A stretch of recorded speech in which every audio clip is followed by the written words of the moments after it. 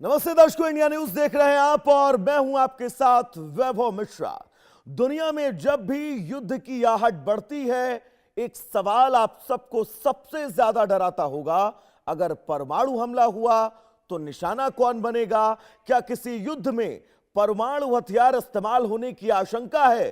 क्या कोई ऐसा दौर आने वाला है जब दुनिया के नक्शे पर एक शहर परमाणु तबाही का गवाह बनेगा? ज्योतिष की मान्यताओं में ग्रहों की चाल को सिर्फ व्यक्ति के जीवन से नहीं, बल्कि देशों और पूरी दुनिया की परिस्थितियों से भी कनेक्ट करके देखा जाता है।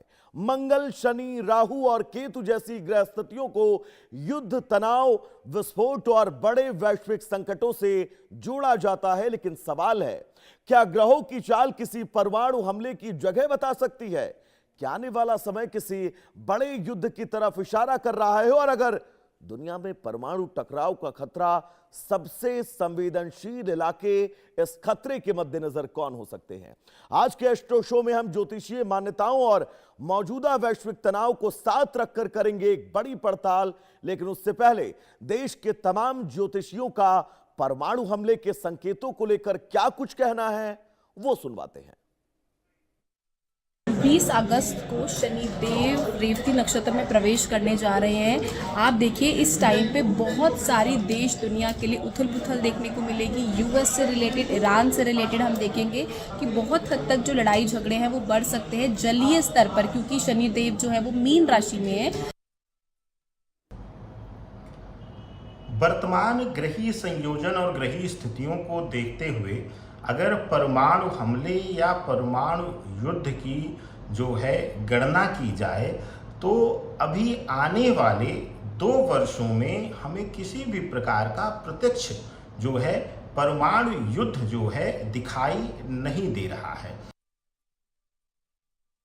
2027 से लेकर के 2029 के बीच में ग्रहों की ऐसी चाल आएगी कि जहां पर परमाणु बम गिरने के योग बनेंगे, और वो ये योग मिडिल ईस्ट के अंदर और यूक्रेन या यूरोप के अंदर गिरने के योग बनेंगे। तो इन तमाम स्थितियों के बीच ये समझना बहुत महत्वपूर्ण है कि ग्रहों की चाल क्या कुछ कह रही है परमाणु युद्ध को लेकर। और अगर परमाणु युद्ध होता है तो इन स्थितियों के बीच किन किन इलाकों में सबसे ज्यादा प्रभाव देखने को मिल सकता है। हमारे साथ तो स्टूडियो में 2 मेहमान इस वक्त जुड़े हुए हैं। राज मिश्रा जी जुड़े हुए हैं। मैं शुरुआत सर आप ही से करना चाहूंगा, क्योंकि इन स्थितियों के बीच सर ये समझना, अभी हमने अपने इंट्रो में 3 बयान सुने ज्योतिषियों के। इन 3 बयानों के बीच ये कहा जा सकता है कि इन तीनों बयानों में विरोधाभास था। आपका गणित, आपका ज्योतिष क्या कहता है? ग्रहों की चाल क्या कहती है? कहां पर परमाणु हमले सबसे पहले हो सकते हैं? देखिए, अगर मैं इस विषय को लेकर के बात करूं कि सबसे दूषित कौन सा क्षेत्र नजर आ रहा है या अगर ऐसी कोई घटना होती है, देखिए मैं सबसे पहले इसको अभी प्रमाणित नहीं कर रहा हूं कि या परमाणु हमला अभी होने जा रहा है या इस प्रकार की कोई सिचुएशन है। आने वाले समय को लेकर के भी तुरंत परमाणु हमला जैसे किसी चीज का प्रयोग जरूर होने का संयोग है। जैसे मान लिया जाए, पहले भी आई थिंक इजराइल ने या यूएस ने कुछ ऐसे प्रयोग, शायद यूएसए ने ही कुछ प्रयोग किया था, जो इस प्रकार के कुछ केमिकल्स हैं जिनका प्रयोग किया गया, जो उस प्रकार की परिस्थिति में जो गला के मार रहे हैं या किसी और परिस्थिति में है, उस प्रकार की परिस्थितियां जरूर हैं। लेकिन अगर ऐसा होता है तो वो कौन सा क्षेत्र सबसे इंपॉर्टेंट होगा? इस समय पर अगर जगत लग्न कुंडली को उठा करके देखा जाए, मैं बार बार इस बात को चर्चा करता आया हूं कि जगत लग्न कुंडली एक वर्ष के लिए सबसे इंपॉर्टेंट कुंडली होती है। और इस बार की जो जगत लग्न कुंडली है वो वृष लग्न की जगत लग्न कुंडली है। इस समय पर कुंभ राशि विशेष पीड़ित राशियों में से एक है। कुंभ राशि पर इस टाइम पर राहु भी गोचर कर रहे हैं। कुंभ राशि पर इस टाइम पर शनि भी, क्योंकि वक्री हैं मीन राशि से, तो गोचर कर रहे हैं। इवन केतु 7th हाउस में है, उनकी दृष्टि है। इवन सूर्य देखा जाए तो इस टाइम पर सिंह राशि से कुंभ राशि को दृष्टि दे रहे हैं। इट मींस कि कुंभ राशि पर 4 मैलेफिक अगर प्लैनेट की बात की जाए तो चारों मैलेफिक प्लैनेट का इंपैक्ट है। और अगर आने वाले समय की मैं बात करूं, जैसा कि सितंबर में जो मंगल है वो 18 तारीख को कर्क राशि में चले जाएंगे, 18th ऑफ सितंबर को। 18th ऑफ सितंबर को जब मंगल कर्क राशि के अंतर्गत जाएंगे वो विशेष खतरनाक योग है, क्योंकि वहां पर जब मंगल कर्क राशि में जाएंगे तो उनकी जो 8 दृष्टि है वो स्पेशली कुंभ राशि पर पड़ती हुई दिख रही है।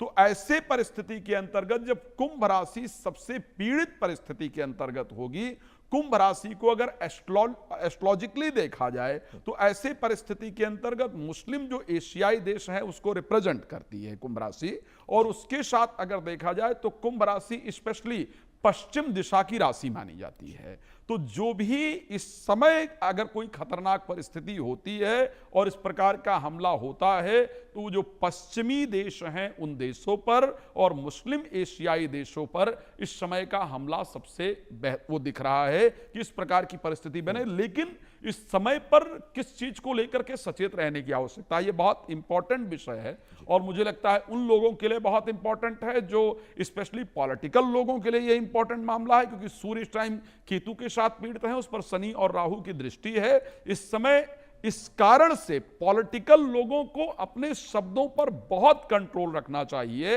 अगला जो आने वाला करीब 17 तारीख तक का 17 सितंबर तक का जो समय है, या उसके बाद भी अगर एक महीने की बात करूं कि इस समय शनि और सूर्य का जो है खष्टम अष्टम योग षडाष्टक योग बना हुआ है, उसके बाद सम सप्तक योग बनेगा।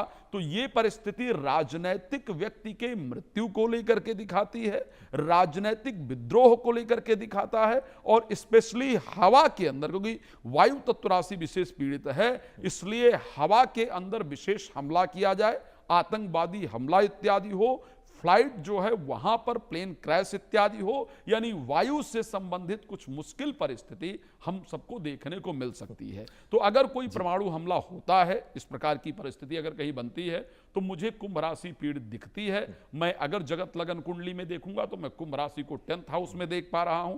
10th हाउस वैसे साउथ का हाउस माना जाता है, लेकिन फिर भी क्योंकि कुंभ राशि पश्चिम को रिप्रेजेंट करती है, मेरे हिसाब से मुस्लिम एशियाई देश जो है वहां पर और उसके बाद पश्चिम के देशों में इस प्रकार का अच्छा जी, मैं लौटूंगा आपके पास। हमारे साथ सैवे सिंह जी भी जुड़े हुए हैं। मैं बहुत स्वागत है आपका इंडिया न्यूज पर। और महत्वपूर्ण यह है क्योंकि अब आपके सामने 4 बयान हो चुके हैं। 3 हमने अपने टीवी स्क्रीन पर अपने दर्शकों को सुनाई और चौथा राज जी ने जैसा कि कहा कि मुस्लिम क्षेत्रों में खासतौर पर खाड़ी देशों में जो है वो परमाणु हमले के संकेत कुछ हद तक जरूर मिल रहे हैं। आपका ज्योतिष, आपकी ज्योतिषीय गणना क्या कुछ कहती है, एक बार दर्शकों को समझाइएगा, बताइएगा। बिल्कुल। इंडिया न्यूज़ के सभी दर्शकों को नमस्कार and thank you for your question Vaibhav ji. And Acharya ji को मैं अभी सुन रही थी, उन्होंने बहुत सुंदर तरीके से ऑलरेडी विश्लेषण किया। और देखिए, बयान तो हमने बहुत सारे सुने, पर ग्रहों की एक ही भाषा होती है और हर ज्योतिषी वही भाषा बोलता है। देखिए, इस साल की अगर हम संवत की बात करते हैं तो 19 मार्च को संवत का परिवर्तन हुआ था और उस समय की अगर हम कुंडली बनाते हैं तो मीन लग्न की कुंडली बनती है। मीन लग्न में उस समय के दौरान अगर हम देखते हैं तो अभी शनि जो है वो गोचर कर रहे हैं, 26 जुलाई से शनि वक्र भी चल रहे हैं। और जिस समय संवत की लग्न की कुंडली स्थापित हुई थी, आधारित हुई थी, उस समय अमावस्या योग जो है वो लग्न में ही बन रहा था, क्योंकि सूर्य और चंद्रमा की युति, साथ में शनि का वहां पर होना और उसी से 12th हाउस में मंगल और राहु का अंगारक योग एक साथ बनना, साथ के साथ जो भाव सत्ता या जो राशि सत्ता का नेतृत्व करती है, जिसे हम सिंह राशि कहते हैं, जो कि एक राजसीय राशि है, उसमें केतु का ट्रांजिट होना। तो ये सभी चीजें जो है और साथ में रौद्र नामक संवत आना, तो संवत की शुरुआत से ही ये चीज बहुत क्लैरिटी से दिख रही थी, स्पष्टता से दिख रही थी कि इस साल का या ये आने वाला जो वर्ष है ये कोई आसान या कोई साधारण वर्ष नहीं होगा। ये अपने साथ बहुत सारी महत्वपूर्ण चुनौतियां और कुछ असाधारण तत्व और हम कह सकते हैं कि कुछ ऐसी चीजें घटित होंगी जिसका हमने पहले नहीं सोच रखा था या जिसके बारे में हमने कभी पहले सुना नहीं था। दूसरी चीज, जैसे अभी आचार्य जी ने वर्णन किया कि जो हमारी जगत लग्न कुंडली बनती है उसका 10th भाव जो कि कर्म का भाव माना गया है और एकादश भाव जो हमारी रिकॉग्निशन है, हमारी प्रतिष्ठा है, हमारा नेम फेम है, ये दोनों ही भाव जो हैं वो इस समय के दौरान पीड़ित नजर आते हैं। यहाँ पर अगर हम सभी ग्रहों का आंकलन करते हैं तो कुछ चीजें बहुत क्लैरिटी से नजर आती हैं। एक चीज ये कि हाँ